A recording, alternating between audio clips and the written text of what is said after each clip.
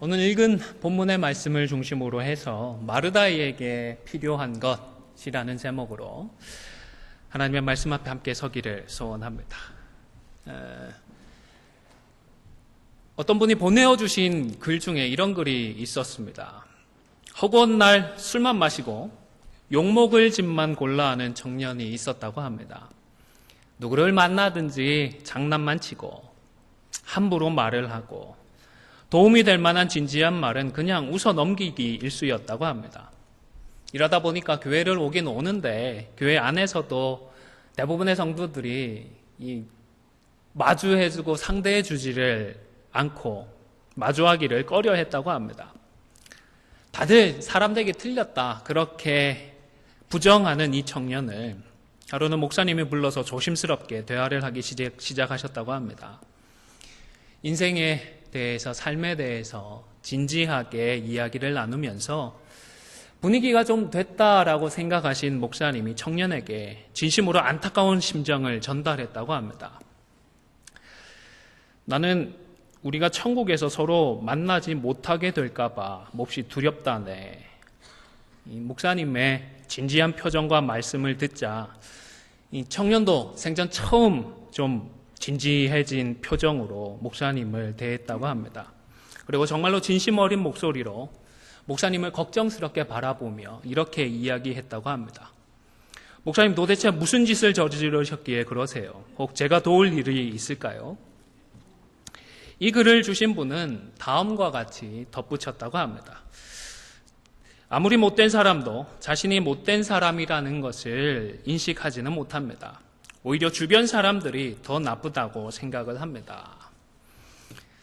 제가 생각할 때는 우리가 다른 사람이 그렇게 나쁘다, 악하다 이렇게 판단하는 경우는 많지 않겠다 싶습니다. 그래도 나는 문제가 없고 다른 사람이 문제다 이런 판단은 좀 종종 하지 않나라고 생각을 합니다. 오늘 본문에서 마르다라고 이름하는 여성도 그만 남이 다 문제다라고 생각을 하고 불평하고 있는 것을 알 수가 있습니다. 이날 예수님께서 들어가셨던 마을은 아마도 마리아와 마르다가 살고 있었던 베다니 동네였던 것 같습니다. 이곳은 예루살렘에서 그렇게 멀지 않은 곳입니다. 예루살렘 시온성 위에서 조금 기드온 골짜기로 내려갔다가 감난산 쪽으로 다시 올라가면 거의 그 정상쯤에 베단이라고 하는 동네가 있습니다. 예수님께서 먼저 찾아가신 것이 아니고 마르다가 영접을 했다고 했으니까 예수님을 마르다가 집으로 모셨겠죠. 그럼 한번 생각을 해보시기를 바랍니다. 마르다가 예수님을 모시고 있는데 집에 뭔가를 준비해놓고 모셨을까요? 아니면 아무것도 준비 안 해놓고 모셨을까요? 혹 마르다가 여성이 아니고 남성이었다면 음식 준비야 믿고 있는 아내가 해줄 것을 믿고 대책 없이 그냥 무턱대고 초대했을 수도 있지만 마르다는 여성이었습니다. 손님이 집에 오시면 무엇을 해야 하는지 어떤 것을 준비해야 하는지 잘 아는 사람이었을 텐데 그냥 별다른 준비 없이 손님부터 덜컥 모셔오는 그런 대책 없는 짓은 하지 않았을 것입니다. 38절을 다시 한번 보시겠습니까? 누가 예수님을 초청하러 갔다고요? 네, 마르다라 이름하는 몇 명이요? 한 여자가 했습니다. 마리아도 집에 같이 살고 있는데 마르다 혼자 갔습니다. 그러면 마리아는 뭐 하고 있었을까요? 언니 고생하라고 냅두고 혼자 어디 마실이라도 나가고 없었을까요? 마리아는 언니가 예수님을 모시러 갔던 그 순간에 틀림없이 집에 있으면서 음식 준비도 하고 청소도 하면서 예수님을 맞을 만반의 준비를 하고 있었을 것입니다. 왜냐하면 마리아라고 하는 이 여성은 무턱대고 나서고 충동적으로 움직이는 성품의 인물이 아니었기 때문입니다. 그녀는 먼저 생각을 하고 그 다음에 행동을 하는 굉장히 신중한 유형이었습니다. 요한복음 11장에 나사로가 죽었을 때의 그 사건들을 잘 아실 줄로 압니다. 그때도 예수님께서 찾아오시자 좀 늦게 찾아왔습니다. 기대보다도. 그래서 나사로가 이미 죽은 뒤였는데 예수님이 오셨다는 소식을 듣고 마르다가 혼자 예수님께 달려 나아갑니다. 그리고 마리아는 가만히 집에서 기다리고 있었습니다. 그리고 예수님께서 부르신다라는 그 소식을 들었을 때에 비로소 급하게 움직였습니다. 화면을 보시면서 요한복음 11장 29절의 말씀을 함께 읽겠습니다. 시작. 마리아가 이 말을 듣고 급히 일어나 예수께 나아가매. 예수님께서 부르신다는 그 말을 듣고서 마리아가 급하게 일어나서 예수님께로 향했던 것을 알 수가 있습니다. 이걸 보면 마리아도 급하게 움직일 줄 아는 사람이었을까요? 모르는 사람이었을까요? 상황이 되면 급하게 움직일 수 있는 그런 사람이었습니다. 게으르고 만사 귀찮아 하면서 하기 싫어하다가 어쩔 수 없이 하는 그런 사람이 아니었고 신중하게 생각하고 기다리다가 마지막 순간에 해야 할 것을 행동에 옮기는 그런 유형이었던 것입니다. 또 다른 근거도 하나 있습니다. 헬라어 원문 성경을 보면 주의 발치에 앉아라는 이 구절 바로 앞에 또한이라고 하는 접속사가 번역이 되어져야 하는 또한이라고 번역되어져야 하는 접속사가 있습니다. 우리말 번역에는 이 번역이 생략되어 있는데 자 그러면 또한 주의 발치에 앉아 그의 말씀을 듣더니 이 말은 무엇을 뜻하는 것일까요? 이 또한이 의미하는 것이 무엇일까요? 한 책에 보니까요 이렇게 설명을 해두셨습니다. 마리아가 다른 무엇인가도 하면서 또한 말씀을 들었다. 이때의 다른 무엇인가는 무엇일까요? 언니 마르다처럼 예수님을 섬길 준비를 하다가 또 지금 상황에서는 예수님께서 말씀을 하시니까 그때에 앉아서 말씀을 듣고 있었던 것입니다.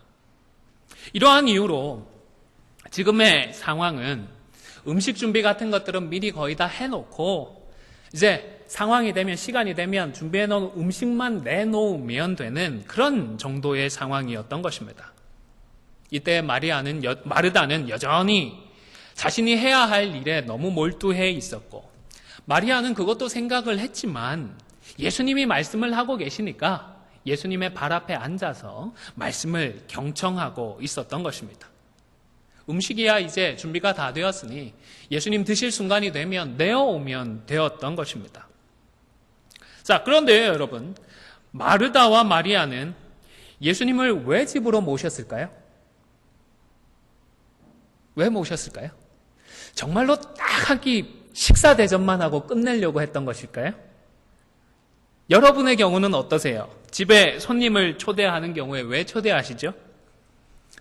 고마운 마음을 전달하기 위해서 식사 대접만 하는 경우가 없지는 않겠지만 그래도 대부분의 경우는 어떤가요? 설령 식사 대접을 목적으로 했다 하더라도 식사 대접을 하면서 대화도 나누고 교제하려고 모시는 것이 아니겠습니까?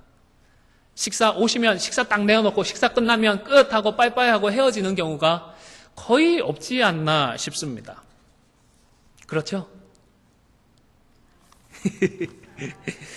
마르다와 마리아도 예수님 식사 대접도 대접이지만 예수님을 모시고 인격적인 교제를 나누고 싶었던 것입니다. 그러니까 마리아는 상황이 됐다. 준비는 웬만큼 됐으니까 예수님 말씀을 듣겠다라고 그 예수님의 발 앞에 앉아서 말씀을 듣고 있었던 것이고 또 그 상황에 책임감을 느끼고 열심히 준비하고 있던 마르다도 자기 혼자만 소외되고 예수님과 교제를 못 나누는 상황이 되니까 마음이 불편했던 것이 아니겠습니까?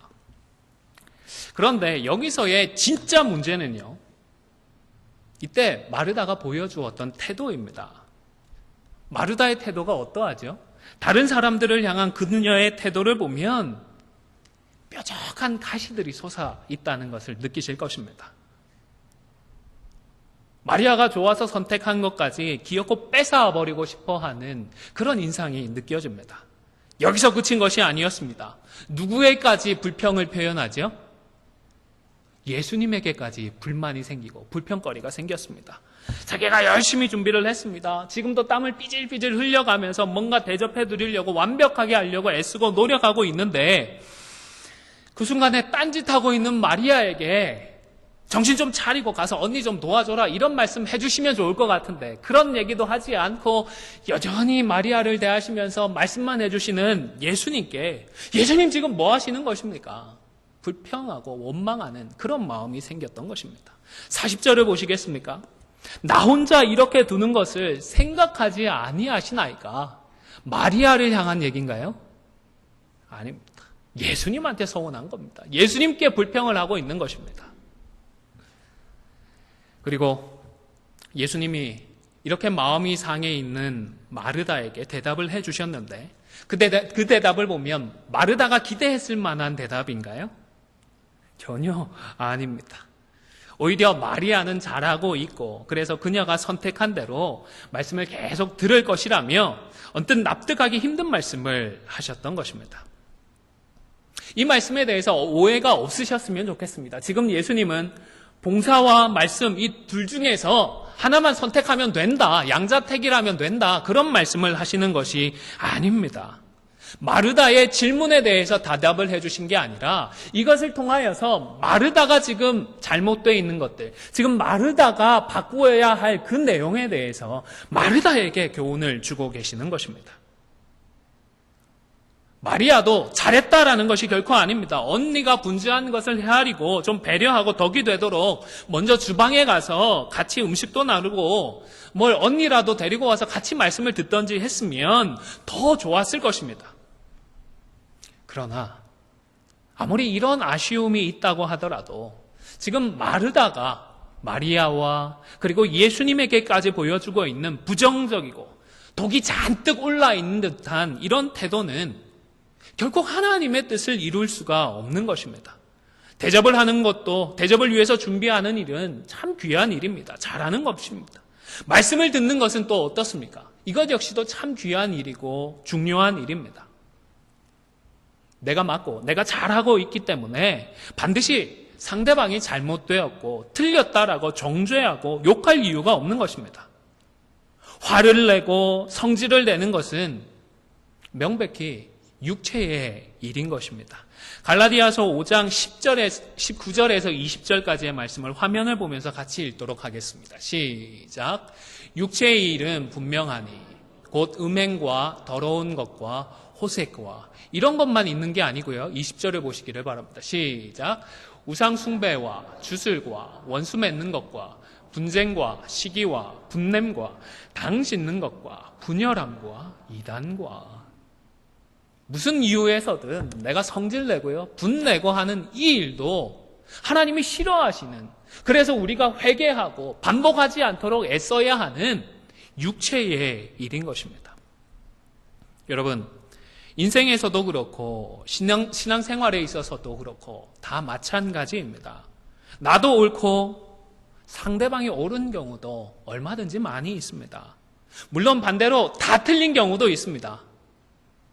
내가 옳고 상대방이 틀린 경우도 있고 나는 틀렸고 상대방이 옳은 경우도 있습니다. 그러나 어떤 상황이 되든지 간에 우리 믿는 사람은 섣불리 판단하고 비판하고 화내고 분내지 말아야 하는 것입니다. 왜냐하면 그 일이 결코 하나님의 뜻을 이루지는 않기 때문입니다. 내가 분명히 우리 교회를 생각해서 하는 일이고 하나님의 나라를 위해서 하고 있는 일이기 때문에 내가 바르니까, 내가 옳으니까 다른 사람이 틀렸다라고 먼저 속단해버리고 마르다처럼 잔뜩 독이 올라서 사방팔방으로 독을 쏘아대면서 하나님에게까지 불평하고 분내지 않도록 우리는 조심해야 하는 것입니다. 주님을 위한 일은 동기뿐만 아니라 그 과정 역시도 하나님 보시기에 합당해야 합니다. 하나님의 영광을 위한다고 하면서 남들은 틀렸고 잘못되었다며 함부로 정죄하면서 냉소적이 되어버리고 비난하고 비판하고 부정적인 태도가 될 이유가 없는 것입니다.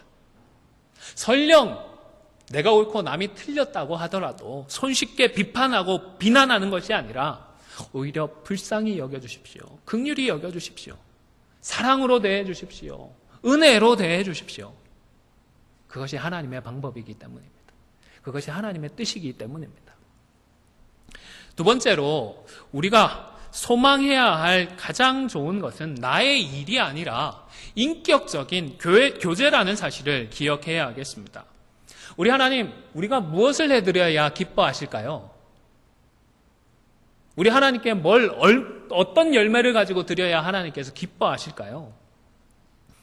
우리가 이룩한 것, 우리가 만든 것, 우리가 쌓아놓은 업적을 아무리 드려봤자 우리 하나님 그것으로 만족할 이유가 없습니다.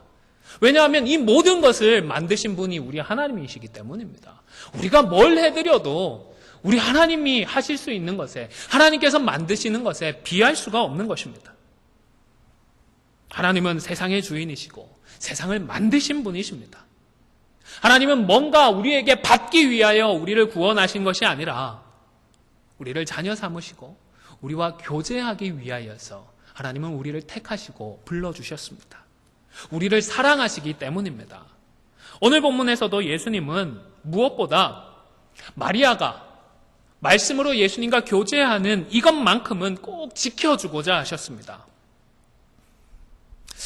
우리 예수님 말씀 많이 하시면 예수님은 입이 아프셨을까요? 안 아프셨을까요? 예수님도 사람으로 오셨는데 말 많이 하면 입도 아프셨을 것이고요. 말씀을 많이 가르쳐 주시면 허기도 지셨을 것입니다. 마리아랑 마르다가 빨리 음식이라도 내오면 떨어진 당도 좀 보충을 하고 아픈 입도 좀 쉬면서 휴식도 갖겠는데 또 먼저 초청할 정도니까 단단히 준비를 했겠지요. 그렇죠? 있는 솜씨 없는 솜씨 다 해서 음식을 차려놓고 준비를 했을 텐데 그 특별한 음식의 맛도 좀 보고 싶으셨을 것 같습니다. 그런데 지금 예수님은 그 모든 것보다도 마리아가 누리고 있는 예수님과의 교제라고 하는 이 가장 좋은 것을 지켜주고자 하셨던 것입니다. 마찬가지입니다. 우리 하나님은 저와 여러분들에게도 말씀과 기도를 통하여서 하나님과 교제하는 이 가장 좋은 것, 이 가장 귀한 것을 지켜주고자 하십니다. 우리 기독신앙은 우리 개인을 위한 인간적인 수단이나 방법이 아니고 죄의 문제를 해결한 뒤에 하나님과의 교제를 통하여서 영원토록 하나님을 즐거워하는 생명의 길입니다. 하나님과 교제하는 것이 핵심이고 관건입니다. 대부분의 경우 우리는 영적으로 그리 중요하지 않은 것들 때문에 교회를 찾기 시작합니다.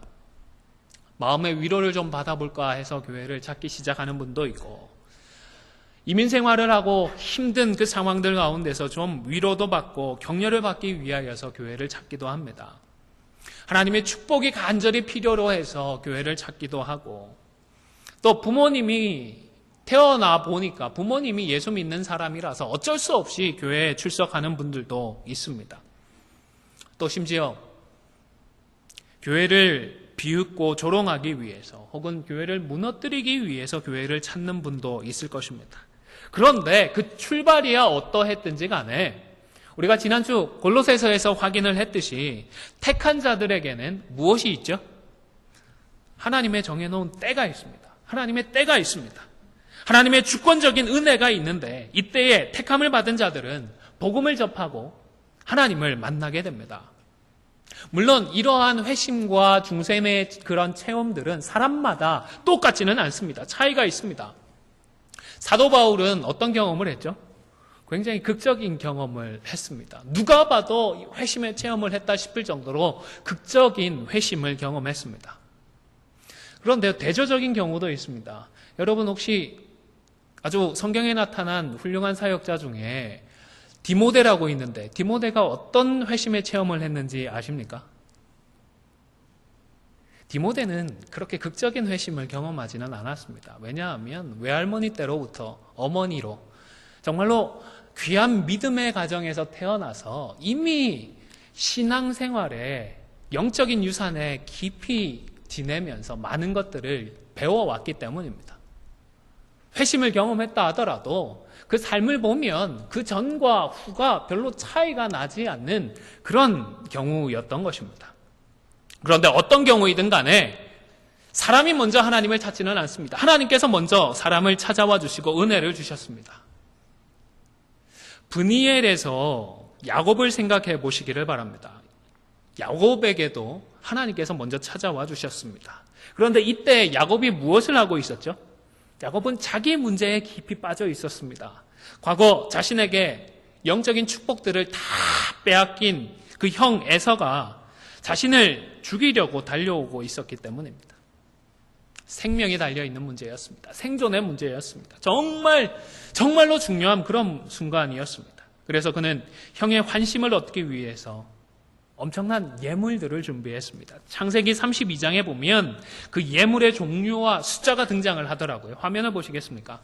암염소가 200마리, 숫염소가 20마리, 암양이 200마리, 수량이 20마리, 낙타 30마리, 그리고 새끼가 있다고 그랬는데 낙타가 젖을 내는 낙타라고 그랬으니까 아마도 새끼까지 딸려있는 숫자를 합치면 도합 60마리 정도가 되지 않았을까 싶습니다. 암소는 40마리, 황소가 10마리, 암낙이 20마리, 새끼 낙이 10마리. 계산을 해보니까 제가 암산을 안 했고요. 계산기로 두들려 봤습니다. 틀리지는 않았을 것입니다. 580마리 합치니까요. 얼마 정도일까요? 제가 인터넷을 뒤져보니까 2015년에 흑염소 한 마리가 한국에서는 66만 원에 팔렸다고 그러더라고요. 그런데 작년에 그만 폭락을 해가지고 한 마리에 한 30만 원 정도에 팔리고 있다고 합니다. 소가 더 비싸겠지만 구별 없이 그냥 다 30마리로 계산을 해볼게요. 30 곱하기 580마리 해보니까요. 1억 7,400만 원이 나옵니다. 요즘 환율로 계산을 해보니까 한 15만 불 정도가 되네요. 최소한도로 계산을 해서 15만 불입니다. 야곱이 사과하는 마음을 담아서 15만 불의 그 사과하는 마음을 담아서 형에게 주려고 하고 있습니다. 말로만 사과하는 것보다는 통할 가능성이 더 있지 않을까요? 누가 나한테 잘못했는데 15만 불 딱 주면서 정말 미안해 그러면 어떡하실까요? 뿌리치고 나 용서 안 해 그러실 만한 분이 별로 저는 쉽지 않을 것 같습니다. 용서해 줘야 되지 않을까 싶습니다. 그것만이 아닙니다. 한꺼번에 보내지 않고 예물들과 가족들을 무리로 구분을 해서 시간차 공격을 했습니다. 처음에는 화가 났었겠지만 두 번째, 세 번째 오는 예물들, 가족들을 보면 사람 마음이 그렇잖아요. 처음에는 확 났다가도 두 번, 세 번 반복을 하게 되면 가라앉지 않습니까? 야곱이 참 머리를 잘 쓴 것 같습니다. 그것만으로도 불안해서 가족들과 자신의 소유를 먼저 보내고 자기 혼자만 남아 있었습니다.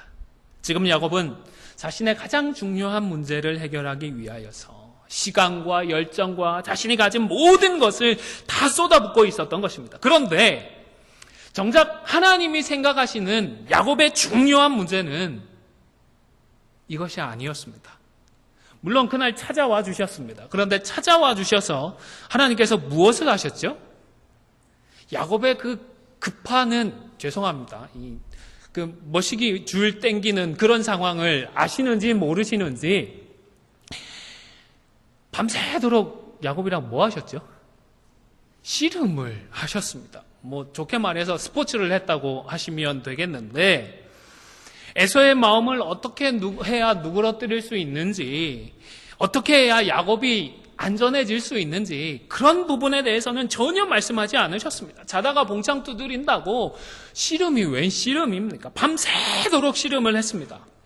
그리고는 마지막에 가서는 어떻게 하셨죠? 멀쩡한 다리 한쪽까지 아작을 내버리셨습니다. 지금 예물도 준비했고요. 가족도 먼저 했고 이게 다 안 통하면 나중에 어떻게 해야 되죠? 전술 중에 제일 좋은 게 36가지 중에 제일 맞은 36개 뭐죠? 주랭랑이라도 쳐야 되는데 안 되면 냈다 도망치기라도 해야 되는데 그것까지 못하게 하나님께서 그만 다리를 또 부러뜨려 놓으신 것입니다. 이해가 안 됩니다. 하나님은 야곱이 중요하게 여기고 있었던 그 문제를 야곱만큼 중요하게 생각하지 않으셨던 것 같습니다. 야곱의 경우도 한번 생각해 보시기를 바랍니다. 야곱의 입장에서도 생각해 보시기를 바랍니다. 하나님께서 찾아오셨을 때에 야곱은 도대체 무슨 생각으로 밤새도록 하나님과 씨름을 했을까요?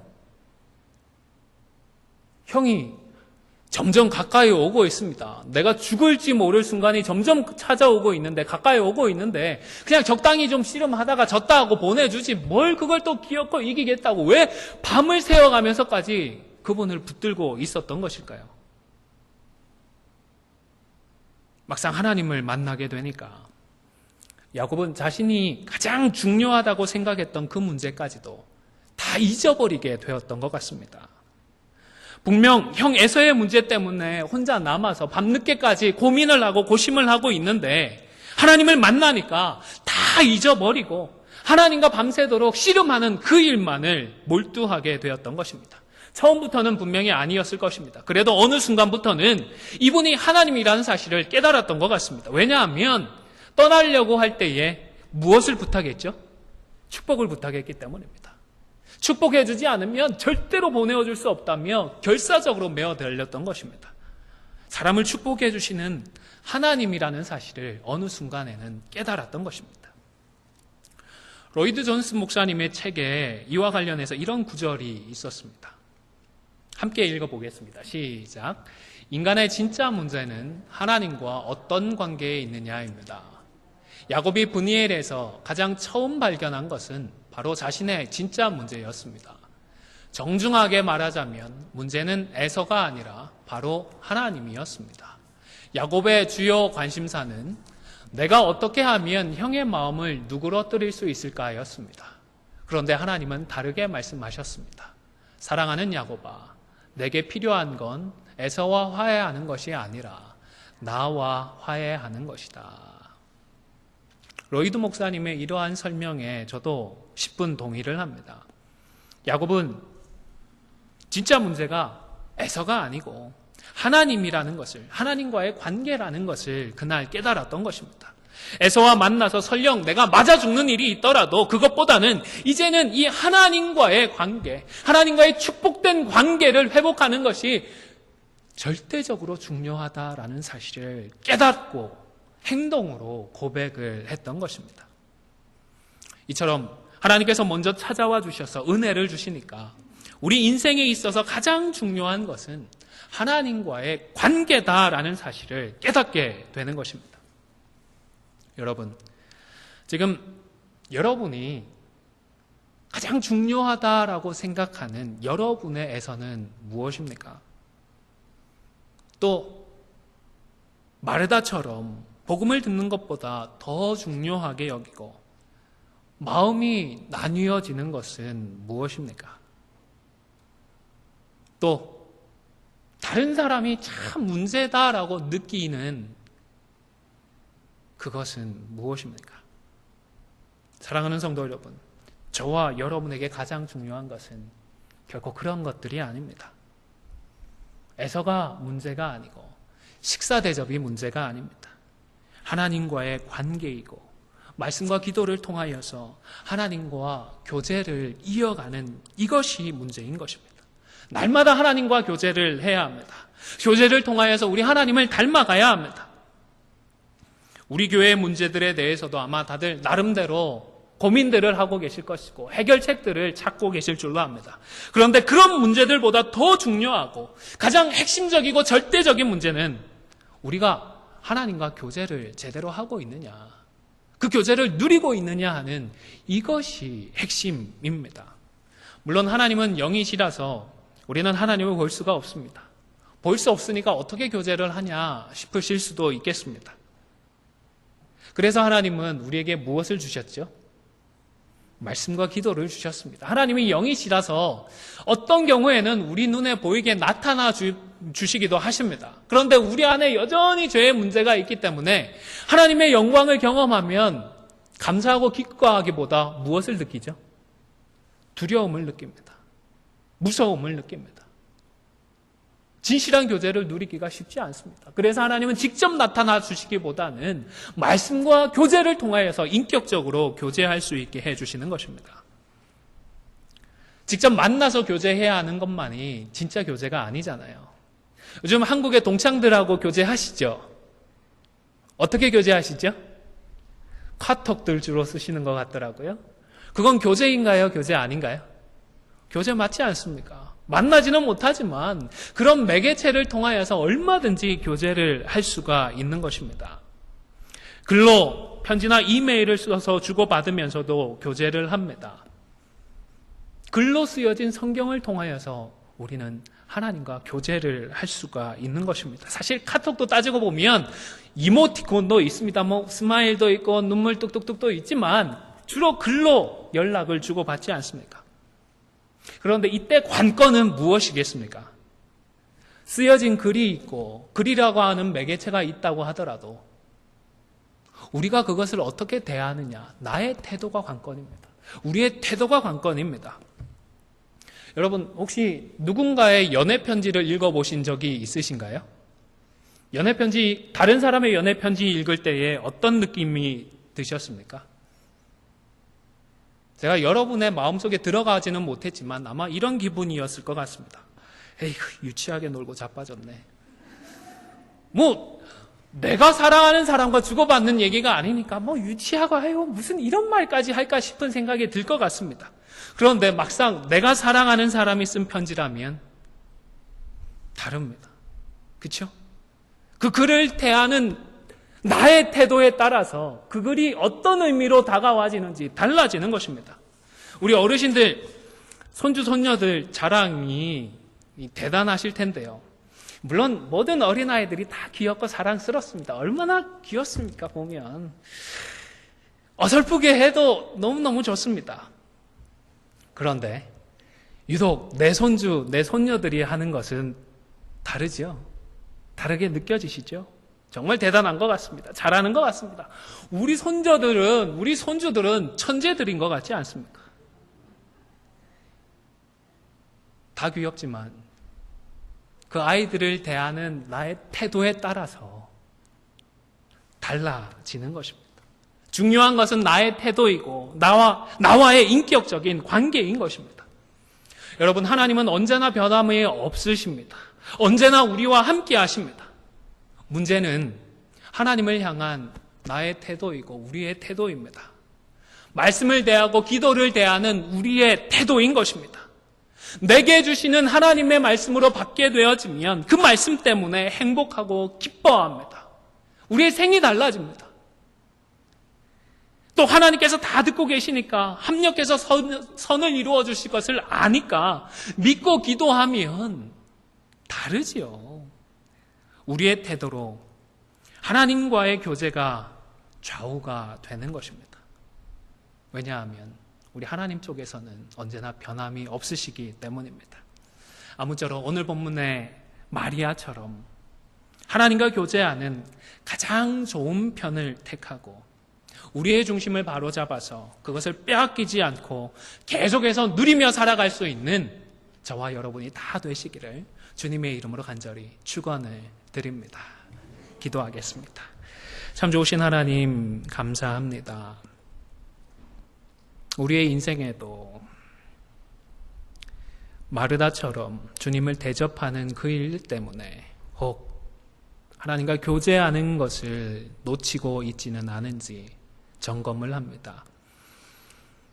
어떤 문제가 있고 어떤 현안이 있든지 간에 하나님과 교제하며 말씀과 기도로 교제하는 이 복을 빼앗기지 않고 그 참된 천국의 복락을 누리며 주님을 닮아갈 수 있는 저희들 되게 하여 주시옵소서. 감사를 드리며 예수님의 이름으로 기도 올리옵나이다. 아멘.